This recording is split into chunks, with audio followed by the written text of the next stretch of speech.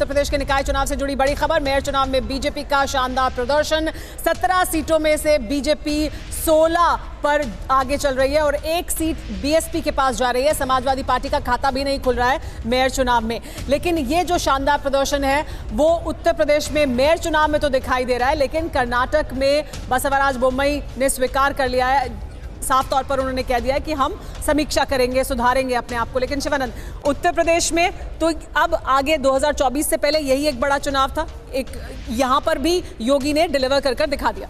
नहीं, बिल्कुल ये बड़ा एक चुनाव था और इसमें दो तीन चीजें अनुराग जी अभी नहीं जुड़े हुए हैं। जो दो उपचुनाव की वो बार बार बात कर रहे थे, दोनों अपना दल जो भारतीय जनता पार्टी के गठबंधन में पार्टी है उनके कैंडिडेट चुनाव लड़ रहे थे। उसमें से एक जो स्वार सीट है रामपुर की, वो अपना दल ने जीत भी ली है।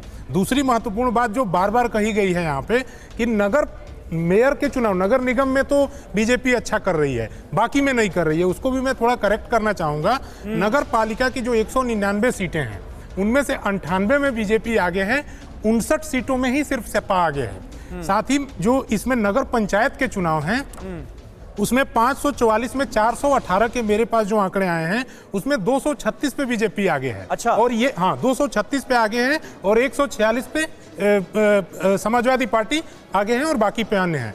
तीसरा इंपॉर्टेंट चीज जो सभासद वार्ड, जो सबसे छोटी इकाई है, नगर पालिका और सभासद के वार्ड को अगर मिला दें तो एक कुल 2900 वार्ड हैं जिनमें बीजेपी आगे है और 1100 पे सपा आगे है। ठीक है। और एक इंटरेस्टिंग पॉइंट है, शिवानंद जी, अमित मालवीय हमारे साथ जुड़ गए हैं, बीजेपी की आईटी सेल को लीड करते हैं, राष्ट्रीय प्रवक्ता हैं भारतीय जनता पार्टी के। अमित मालवीय जी, एक गुड न्यूज है आपके लिए और एक बैड न्यूज है, किस पर पहले बात करेंगे? देखिए, गुड न्यूज़ क्या है और बैड न्यूज़ क्या है दोनों मेरी जानकारी में है, लेकिन हम गुड न्यूज़ से शुरू करते हैं। पॉजिटिविटी हमेशा जिंदगी में रहनी चाहिए। ठीक है, तो निकाय चुनावों की बात करते हैं। यूपी निकाय चुनावों में बीजेपी की बम नजर आ रही है। 17 में से 16 सीटों पर कब्जा, 16 मेयर बन रहे हैं बीजेपी के। और अगर मेयर चुनाव की बात करें तो समाजवादी पार्टी का सुपड़ा साफ। इस परफॉर्मेंस की आप लोगों की उम्मीद थी या ये उम्मीद से ज्यादा है?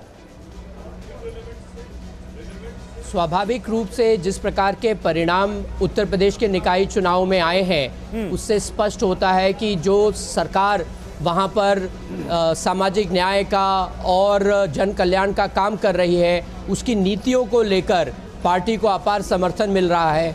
और ये दूसरी बार इतिहास में ऐसा हुआ है जब कोई दल दोबारा से सरकार बनाकर इतने बड़े बहुमत के साथ आया है और निकाय चुनाव के जो परिणाम है ये उसी को दर्शा रहे हैं। लेकिन अमित जी, क्या इसे हम ऐसे भी देख सकते हैं कि ब्रांड योगी की वजह से आपने ट्रिपल इंजन का नारा जो यूपी में दिया वो तो चल गया, लेकिन कर्नाटक में डबल इंजन नहीं चला? देखिए, दोनों प्रदेशों की जो असलियत है वो अलग अलग है। कर्नाटका में हमारी सरकार रही, ऐसा प्रतीत होता है कि वहाँ पर लोगों को जो हमसे उम्मीदें थीं वो पूरी नहीं हुई। उसके चलते जो कर्नाटका में अभी रुझान आ रहे हैं उसके आधार पर पार्टी पीछे दिख रही है। लेकिन बहुत सारी ऐसी सीटें हैं जहाँ पर हम बहुत कम मार्जिन से पीछे हैं, इसलिए हमें इंतज़ार करना चाहिए। और जब तक पूरे परिणाम ना आ जाए तब तक किसी मत पर पहुँचना मुझे लगता है जल्दी होगी। पिछली बार भी भारतीय जनता पार्टी 120 सीटों पर आगे चल रही थी और 4 बजे के लगभग वो जो बढ़त थी वो घट के 104 सीटों पर आ गई। तो कर्नाटका का ऐसा चरित्र रहा है, वहाँ की जो काउंटिंग है वो आखिरी समय तक पूरी नहीं मानी जा सकती, इसलिए मुझे लगता है इंतज़ार करना चाहिए। अभी भी आपको लगता है कि कुछ बदलाव हो सकता है, कुछ उलटफेर हो सकता है? आलोक जी, क्या आपको भी ऐसा लगता है कि अभी इंतजार करना चाहिए? आप बहुत ज़्यादा पहले जश्न मनाना शुरू कर दिया आपने, कुछ तस्वीर बदल सकती है क्या जिसकी बात कर रहे हैं अमित मालवीय? देखिए, मुझे लगता है कि इंतज़ार और धैर्य हमेशा रखना चाहिए, इसमें कहीं कोई दो राय नहीं है। लेकिन आज ऐसा लग रहा है कि दक्षिण भारत जो है भाजपा मुक्त हो गया है, क्योंकि कांग्रेस की आलोचना करते करते इन लोगों ने बिल्कुल ही ना संविधान को कुछ मानते थे। जो मर्जी झूठे सच्चे ट्वीट चला दो, जो मर्जी करो, जो मर्जी झूठे वीडियो डाल दो। और अमित मालवीय साहब तो मेरे काफ़ी अच्छे जानकार हैं, मुझे लगता है कि इनको भी अब संभलना पड़ेगा कि कपटी राष्ट्रवाद और नकली हिंदुत्व अब ये नहीं चलेगा। और अगर ये अच्छे चुनाव रिजल्ट में कन्वर्ट होता है जैसे रुझान है, तो ब्रांड मोदी जो झूठ का बहुत बड़ा गुब्बारा था, ये समझ लीजिए वो फूट गया है। 15 लाख से शुरू हुआ था और कर्नाटक पे आकर ये खत्म हो जाएगा। अब डिलीवर करना पड़ेगा, केवल कांग्रेस की आलोचना लेकिन करेंगे। आलोक जी, केरला जनाधार में वोट प्रतिशत में इतना बड़ा अंतर नहीं आया है बीजेपी के लिए, जिसके लिए आप ये कहें कि पूरा ही गुब्बारा ही फूट गया है, खत्म ही हो गया है सब कुछ। देखिए, अगर 50 सीटों का डिफरेंस आता है तो मैं समझता हूं कि बिल्कुल इससे ज़्यादा और कितना आप करेंगे कि आउटगोइंग सरकार और मोदी जी का करोड़ों रुपए का प्रचार और 12-12 करोड़ के टेंट, उसके बाद भी आप नहीं कहेंगे गुब्बारा फूट गया। मुझे लगता है गुब्बारा फूटेगा। और अब मणिपुर पर बात करनी पड़ेगी, केरला फाइल्स की नौटंकी बंद करनी पड़ेगी। अमित मालवीय, ये जो मोदी साहब का डबल इंजन इस का पर प्रतिक्रिया ले लेते हैं। अमित मालवीय की प्रतिक्रिया इस पर ले लेते हैं। अमित मालवीय जी, ये जो चुनाव नतीजे सामने आ रहे हैं, इस पर आलोक जी कह रहे हैं कि ये गुब्बारा ही फूट गया है, सब खत्म अब तो। देखिए, कल शाम तक कांग्रेस पार्टी इलेक्शन कमीशन के पास जाके ईवीएम का रोना रो रही थी। आज इस वक्त क्योंकि रुझान में आगे चल रहे हैं, इस प्रकार की भाषा का इस्तेमाल कर रहे हैं। अमित मालवीय हमारे साथ मौजूद हैं। अच्छा अमित जी, ये बात कही गई जैसे ही कांग्रेस पार्टी ने अपने मैनिफेस्टो में बजरंग दल को बैन करने की बात की, ये कहा गया कि देखिए जी, कांग्रेस पार्टी ने सेल्फ गोल कर लिया। लेकिन अब जो नतीजे नजर आ रहे हैं वो साफ दिखा रहे हैं कि ओल्ड मैसूरू में जेडीएस के गढ़ में बड़ी सेंध लगा दी है। मुस्लिम वोट बैंक कंसोलिडेट हो गया कांग्रेस के फेवर में। तो ये तो एक बड़ी स्ट्रैटेजी नजर आई फिर कांग्रेस पार्टी की, जो कामयाब होती हुई दिख रही है। आप कैसे देखते हैं? देखिए, आप इस बात को मानते हैं कि कांग्रेस पार्टी तुष्टीकरण की राजनीति करती है और कर्नाटका में भी इन्होंने मुस्लिम अपीजमेंट की राजनीति करी। बजरंग दल को बैन करना, मुसलमानों को 6% रिजर्वेशन देना, बार बार इस प्रकार की बात को करना जो असंवैधानिक है, ये कांग्रेस पार्टी की तुष्टीकरण की राजनीति को दर्शाता है। मैंने जैसा कहा, कांग्रेस इस चुनाव में बढ़त लिए हुए है। इसका मतलब ये नहीं कि जो मुद्दे हमने उठाए वो मुद्दे ठीक नहीं थे। भारतीय जनता पार्टी अपनी विचारधारा के प्रति कटिबद्ध है और समाज में अगर इस प्रकार के विषयों को उठाकर कांग्रेस चुनाव लड़ेगी तो हम उसका पूरा विरोध करेंगे। वहाँ पर अगर बच्चियों को हिजाब में डालने का काम कांग्रेस करेगी तो हम उसका विरोध करेंगे। अगर कांग्रेस हलाल के नाम पे मुसलमानों का तुष्टीकरण करेगी तो हम उसका विरोध करेंगे। हम राजनीति में एक विचारधारा, एक सोच के साथ आए हैं। चुनाव जीतना और हारना एक विषय है, लेकिन विचारधारा के विपरीत जाके राजनीति करना ये भाजपा के चरित्र में नहीं है। ठीक है अमित मालवीय जी, इस पर आलोक जी प्रतिक्रिया देना चाहते हैं, लेकिन मेरा एक सवाल आपसे ये भी कि मुस्लिम वोट कंसोलिडेट हुआ है, जेडीएस से छिटक कर वापस कांग्रेस पार्टी के पास आया है, लेकिन SC/ST वोट भी कंसोलिडेट हुआ है कांग्रेस पार्टी के पक्ष में। उन्हें तो आपने सौगात भी दी, उन्हें तो आपने वो जो आरक्षण लिया मुसलमानों से वो उनके बीच में बांटने की कोशिश की, उसके बावजूद ऐसा क्यों हुआ? क्या आपका आंकलन है?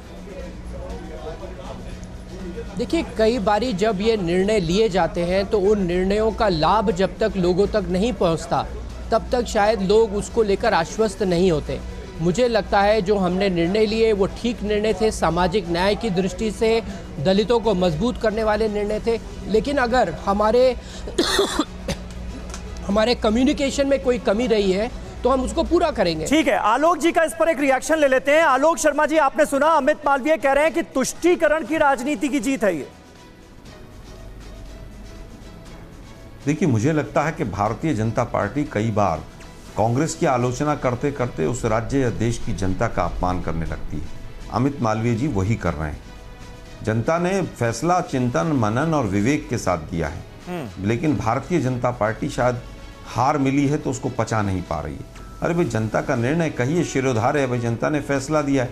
अभी भी कांग्रेस ने ऐसा कर दिया, वैसा कर दिया, खैर उनका अपना ये है। मैं तो यही कहूँगा, खिसियानी बिल्ली खंबा नोचे, थोड़ी देर नोच लेने दीजिए, शाम तक तो सब क्लियर हो ही जाएगा।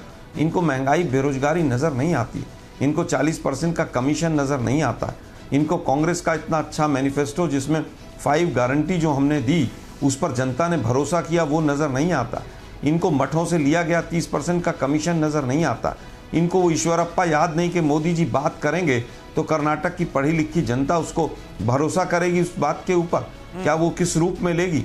मोदी जी को तो मुझे लगता है कि पूरी तरह से बीजेपी के लोगों ने गुमराह कर दिया है, और उसमें मुझे लगता है कि कहीं ना कहीं ऐसे लोग भी रहे हैं जो केवल झूठ पर आधारित अपना व्यापार चलाते हैं, झूठ पर आधारित। अच्छा, ये तो बताइए आलोक जी, आप मैनिफेस्टो का जिक्र कर रहे हैं, जनता से जो आपने वादे किए थे उसका आप जिक्र कर रहे हैं। अब तो आपकी सरकार बनने का रास्ता साफ नजर आ रहा है। सरकार बनी तो बजरंग दल पर बैन लगेगा क्या कर्नाटक में?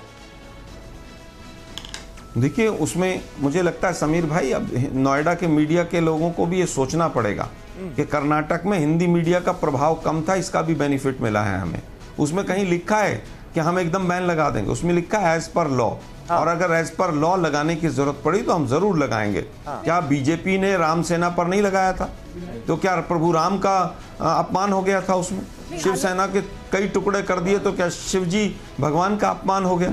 मुझे लगता है कि अब नोएडा के हमारे साथियों को भी थोड़ा आलोक सा जी, अपनी लेकिन जो आपके तेज पास कुछ तर्रारता तो है ग्राउंड भाजपा रहा के होगा ना, जिसके आधार पर आपने मैनिफेस्टो में शामिल किया। जाहिर सी बात है बाकी एजेंसीज देखेंगी, आकलन करेंगी कैसे और कितनी पाबंदी लगानी है, लेकिन आपके पास आधार होगा तभी तो मैनिफेस्टो में शामिल किया है। तो इस वजह से ये सवाल कि क्या करेंगे अब उसे। 2021 के बाद सुमेरा जी 2021 के बाद सैकड़ों एफआईआर हैं इस संस्थान और इस संस्थान के जुड़े हुए लोगों के साथ। आईएसआई और पाकिस्तान तक के इनके लिंक जुड़े हुए हैं। कितनी मॉब लिंचिंग हुई है, आप मुझे बताइए। ये पहलवान बैठी हैं बेटियां, बजरंग दल में ये सारी हिंदू हैं। बजरंग दल ने एक स्टेटमेंट दी, पुलवामा में 40 जवान शहीद हो गए, आज तक नहीं पता चला। बजरंग दल ने एक स्टेटमेंट दी। हम कह रहे हैं ये कोई हिंदुओं का संगठन है ही नहीं, ये किसका कोई अध्यात्म से दूर दूर तक लेना देना कुछ है ही नहीं। ठीक है, देश के प्रधानमंत्री को देश से माफी मांगनी चाहिए, और खास तौर से हिंदुओं से, कि उन्होंने बजरंग बली की तुलना, हमारे इष्ट भगवान की तुलना एक ऐसे संगठन से की जो हुड़दंग करता रहता है सारा दिन।